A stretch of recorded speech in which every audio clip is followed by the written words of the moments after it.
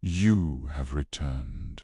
You stand there, a survivor of a 7-year war, examining the scars.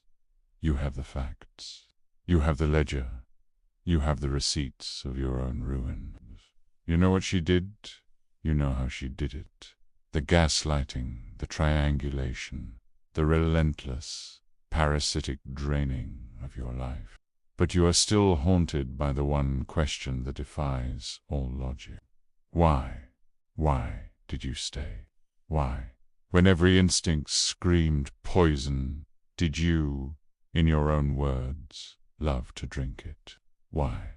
After the discard, when you were finally free, did you finish the job for her? Why did you indebt yourself to the void, embracing a gambling addiction that nearly cost you everything? You believe this was a failure of your discipline. You call yourself a fool. You are wrong. You are not fighting a person. You were in a clinical, terrifying battle with an instinct buried so deep in the human psyche that most never see it until it has already consumed them. Today, we move past the simplistic diagnosis of narcissism. We conduct a deeper autopsy. We must, because to truly become immune, you must understand the nature of the entity you were truly fighting. We must speak of the Viennese master, Sigmund Freud, and we must speak of his darkest concept, the death drive. Freud proposed that all human life is governed by two opposing forces. The first, Eros, the life drive. This is the force that builds. It is connection, creation, intimacy, passion, survival. It is the drive to make art, to build empires, to forge relationships, to move forward. It is the force that seeks more life. The second, Thanatos, the death drive. This is the force that dismantles. It is the instinct not just for death, but for the peace that precedes life. It is the drive to return to an inorganic, inanimate state. It is the pull toward stagnation, silence, and the void. The death drive does not seek pain. It seeks the cessation of all striving. It seeks zero. It is the saboteur in your own mind that whispers, just let go, just stop fighting. It would be so much easier to be nothing. You, foolish man, spent 7 years in a cage with a perfect physical manifestation of Thanatos. A narcissist is not a person. It is a pathology. It is a black hole in human form. It does not create. It does not build. It cannot. It is a creature of pure, inorganic hunger. It is an agent of the death drive. It is a void that can only define itself by what it consumes. And it sought you, a man brimming with Eros, with loyalty, with passion, with the desire to build a life, and it began the slow, systematic process of turning your life into nothing. Let us examine the evidence from your case file through this new, cold lens. You were confounded by her hypocrisy. How could she text another man, committing her future to him, while you were physically present? How could she lie so effortlessly, for 7 years, about a parallel life? You were trying to find logic in her actions. There is no logic in Thanatos. There is only function. The function of the death drive is to dismantle. Her lies were not a flaw in her character. They were her entire character. She could not build a real future with you, nor can she build one with him. She can only create the illusion of a future to drain the present. She is a creature of pure consumption. Her entire existence is a performance to acquire the Eros of others, your money, your attention, your sanity, your lavand, to convert it into the dead, inorganic stillness of her own ego. Think of the financial exploitation. You paid for everything. You worked, you built, you provided. You were pure Eros. She, meanwhile, did nothing. She did not just avoid contributing. She hoarded. She accumulated over $10,000 of your life force, your energy, and stored it away. She was not saving for a future. She was a parasite, draining the host. She was Thanatos, turning your living, breathing effort into the cold, dead stillness of a bank account. She was transforming your life into ash before your very eyes. And the gaslighting, you're crazy, you're paranoid, that never happened. This was the most crucial part of the spell. The death drive must isolate the life drive to kill it. Eros thrives on connection, connection to reality, to friends, to your own intuition. Her gaslighting was a systematic severing of those tethers. She had to convince you that your own mind, your greatest source of life, was the enemy. She had to make you believe that her void, her nothingness, was the only reality you could trust. She was training you to worship the abyss, and you knew, a part of you, the part that knew she was poison, kept fighting. You confronted her. You presented facts.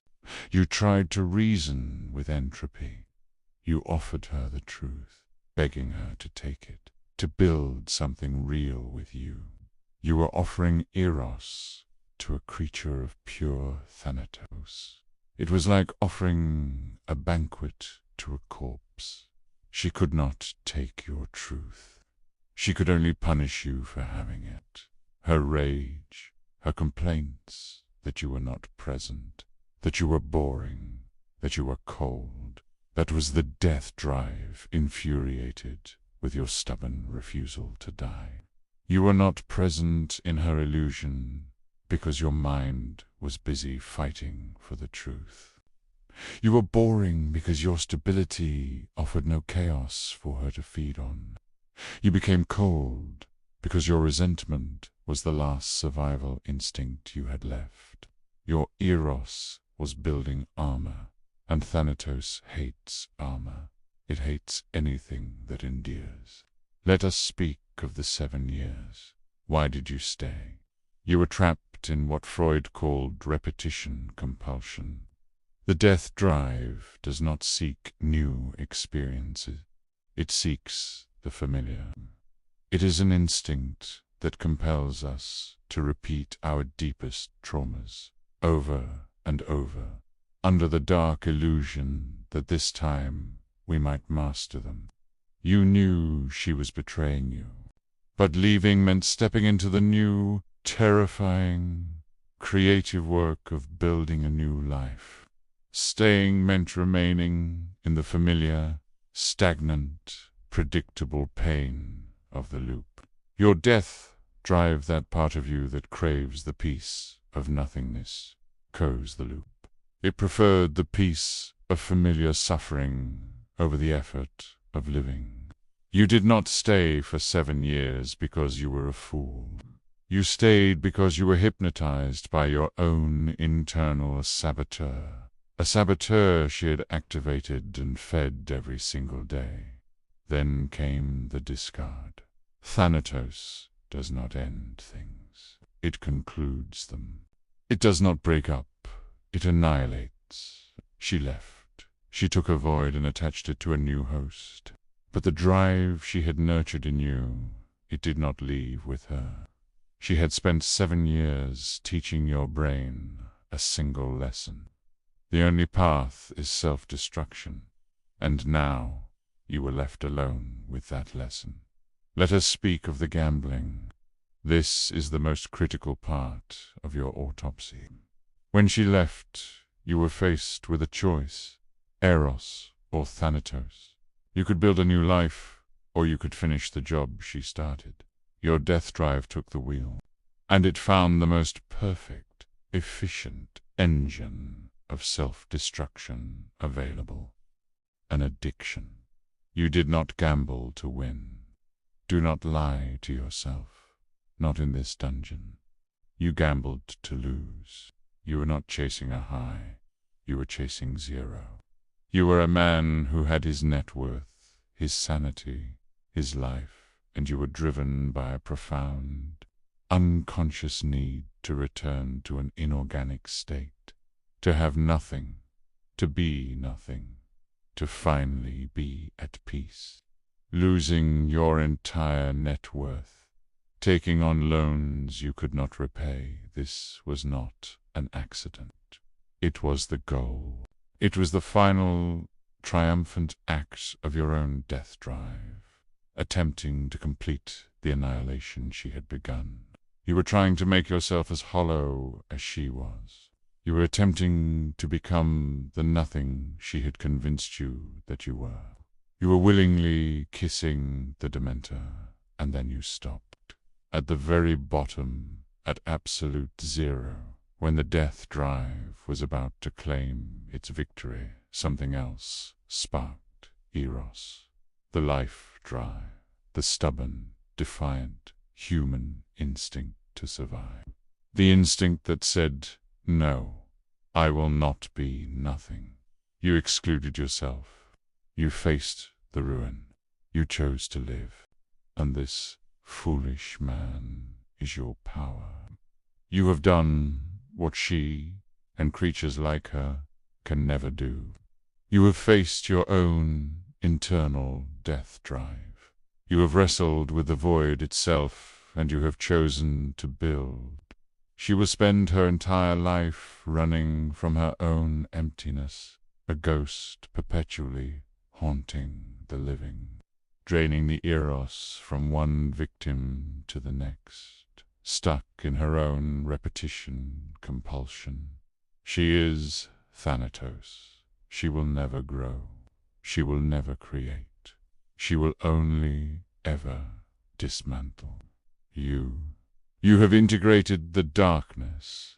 You have taken the ashes of your own annihilation, and you have begun to create this channel, this mission, this retribution. This is not an act of revenge. Revenge is still Thanatos. It is still a focus on the past. This is an act of Eros. It is creation.